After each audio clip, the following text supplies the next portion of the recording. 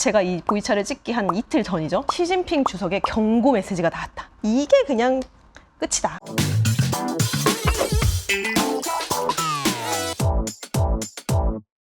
안녕하십니까. 미래에셋증권에서 중국 증시 열심히 보고 있는 박순입니다. 중국 증시가 바닥에서 좀 올라왔고 요즘에 조금 다시 조정을 받고 있긴 하지만 좀 반등할 수 있을 것이다 라고 우선은 현재 기대감을 갖고 있는데요. 제가 오늘 준비한 주제는 중국의 태양광입니다. 태양이 다시 뜰까? 아직 잘 모르겠다. 이거 어떻게 되는 거냐? 태양광 하면 중국 하면 태양광이라고 했잖아. 근데 지금 왜 이러냐? 지금도 완전히 뭐 좋다 막 이렇게 말씀드릴 수는 없지만 그래도 5월 들어서 일부 좀 변곡점, 전환점들이 조금씩 나타나고 있다. 이런 건 우리가 놓칠 수 없지 않느냐. 자, 우선은 2022년까지도 중국 증시에서 뭐 어쨌든 상승을 주도했던 섹터 중에 가장 대표적인 게 신에너지.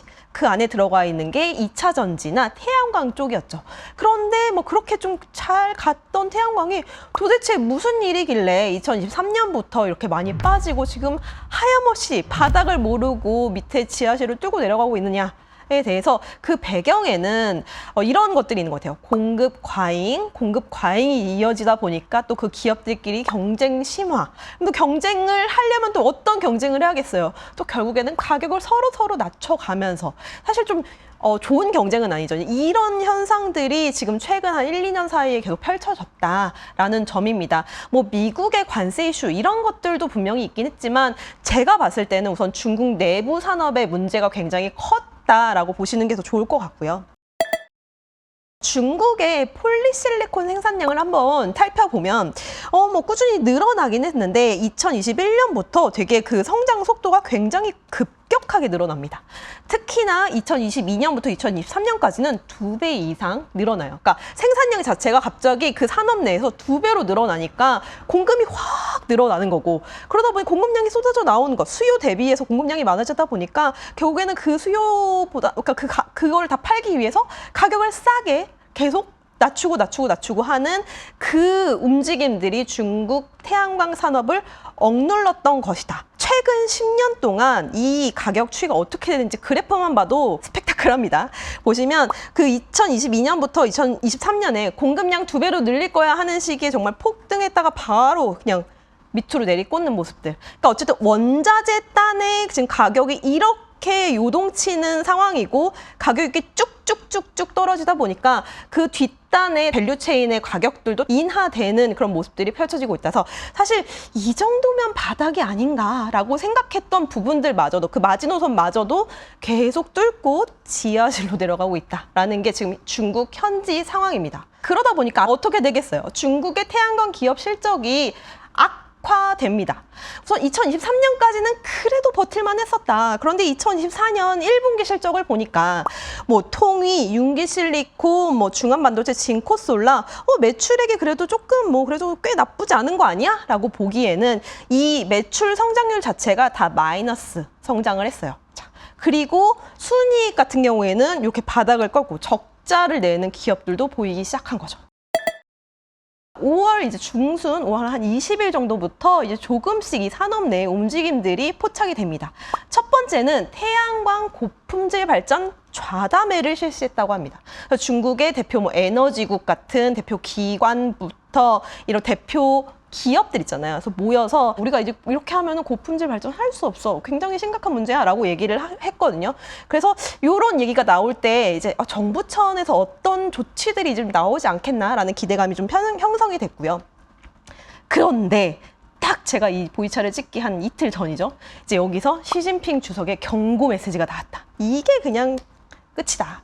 어쨌든 이제 이게 수뇌부까지도 의견이 전해졌고 이렇게 메시지가 나왔다라는 거는 그래도 정말 유의미한 좀 구조 조정이나 중국 정부단의 뭐 규제라든지 좀 큰 움직임들이 나올 수 있겠구나라는 거를 기대할 수 있는 메시지가 분명히 나왔다. 그래서 이게 뭐 태양광을 이렇게 해라 뭐 이런 게 아니라 신에너지 산업의 에너지 분야의 과잉 투자에 대해서 우리 좀 너무 과한 것 같으니 이 부분 조금씩 조절해 보도록 해라. 뭐 이렇게 메시지가 나온 거죠. 그래서 2차 전지, 뭐 태양광 이런 쪽에서 그래도 좀 기대감이 형성되고 있다.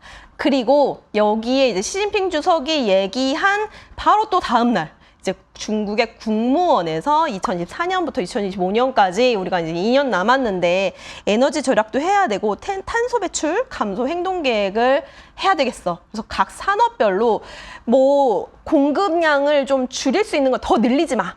줄일 수 있는 건 줄이고, 그리고 에너지 효율을 더 극대화시킬 수 있도록 탄소 배출을 줄이되 에너지 효율을 극대화할 수 있는 방안들을 많이 모색해봐. 거기 방안에는 무엇이 있겠냐.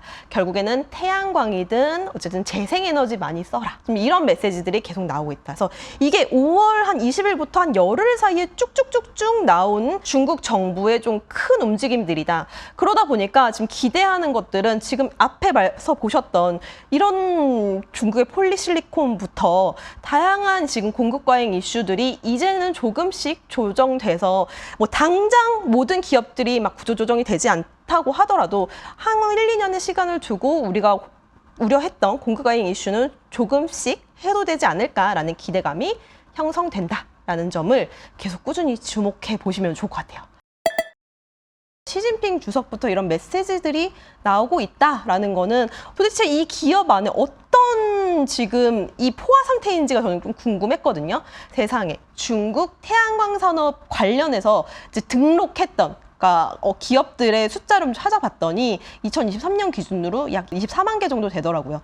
2018년부터 2019년, 20년까지 약간의 구조조정 기간을 거쳤던 적이 있어요. 근데 그거 이후에도 다시 한번 이 우후죽순처럼 생기는 태양광 기업들을 분명히 구조조정해야 되는 시점이 왔다. 라는 거를 지금 중국 내에서 목소리가 커지고 있고 실제로 그런 조치들이 이제 개시될 것이다 라는 점을 기대해 보는 게 좋을 것 같습니다. 그래서 우선은 뭐 생산이라든지 가동률 조정 방안들이 먼저 나올 것 같고요. 그런 걸 통해서 이제 업계의 구조 조정이 좀 완전 본격화되면 향후에 아까 보여드렸던 폴리실리콘의 가격이라든지 아니면 주요 기업들의 실적이 조금 어떻게 개선되는지를 계속 같이 추이를 지켜보시는 게 좋을 것 같아요. 그 추이는 제가 꾸준히 앞으로도 업데이트 해드리도록 하겠습니다. 오늘의 보이는 차이나는 여기서 마무리하도록 하겠습니다. 감사합니다.